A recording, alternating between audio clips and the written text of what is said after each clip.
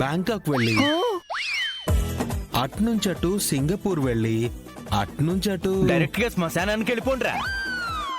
ఏంటి అంకుల్ అంతమాట అనేసారు? మరి లేకపోతే ఇది నీ పెళ్ళమా నా పెళ్ళమారా? దాన్ని నుంచుకొని ఫారెన్ ట్రిప్ వెళ్ళిపోవడానికి ఏమే శుభప్రద, ఇలా పరాయి మగాడితో కలిసి ఫారెన్ ట్రిప్ వెళ్తే చూసే వాళ్ళందరూ తప్పుగా అనుకుంటారే.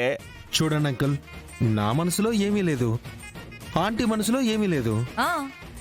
అలాంటప్పుడు మేమిద్దరం కలిసి ఫారెన్ వెళ్తే తప్పుగా ఎందుకు అనుకుంటారు అంకుల్? నువ్వు నోరు పోయిరా.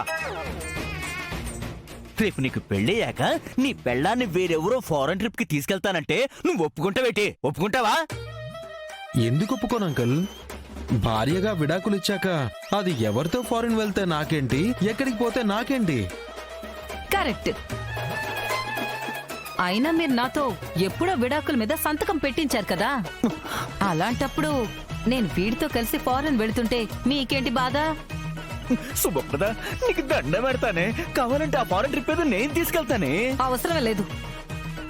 మీరు కష్టాల్లో ఉన్న ఆడాళ్ళందరికీ ఉద్యోగాలు ఇచ్చే సత్కార్యంలో మునిగిపోయారు కదా, వెళ్ళి వాళ్ళకి ఉద్యోగాలు ఇప్పించే పని చూసుకోండి. మేమిద్దరం అలా అలా అలా అలా అలా మరి అంతలా వద్దు. ఓ నెల రోజులు మాకు నచ్చినట్టుగా బతికేసి నచ్చిన చోటల్లా తిరిగేసొస్తాం. అక్కడ ఏం జరిగిందో ఏం జరుగుతుందోనని ఊహించుకుని ఆ ఊహల్లోనే కొళ్ళుకుని చావండి. ఒరే మహేష్, నువ్వు రెడీయా? నేను రెడీ బంగారం, వెళ్దామా? ఒక నిమిషం ఆగండి. ఇదిగో శుభప్రద, నువ్వు ఇలా పరాయి మగాడితో కలిసి ఫారెన్ వెళ్ళడం నాకు ఇష్టం లేదు. నేను అత్తయ్య గుర్తు చెప్పొత్తా. వాడు పరాయి మగాడు ఎలా అవుతాడు మావయ్య? వాడు నా క్లోజ్ ఫ్రెండ్, పైగా వాడు చాలా మంచివాడు మావయ్య. రే, ఎంత మంచోడైనా మగోడి బుద్ధి కుక్క బుద్ధిరా.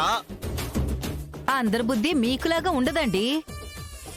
మగాళ్లలో మాణిక్యం, బంగారం లాంటి మనసు. నాకు వీడి క్యారెక్టర్ మీద నమ్మకం ఉంది. నాకు లేదు.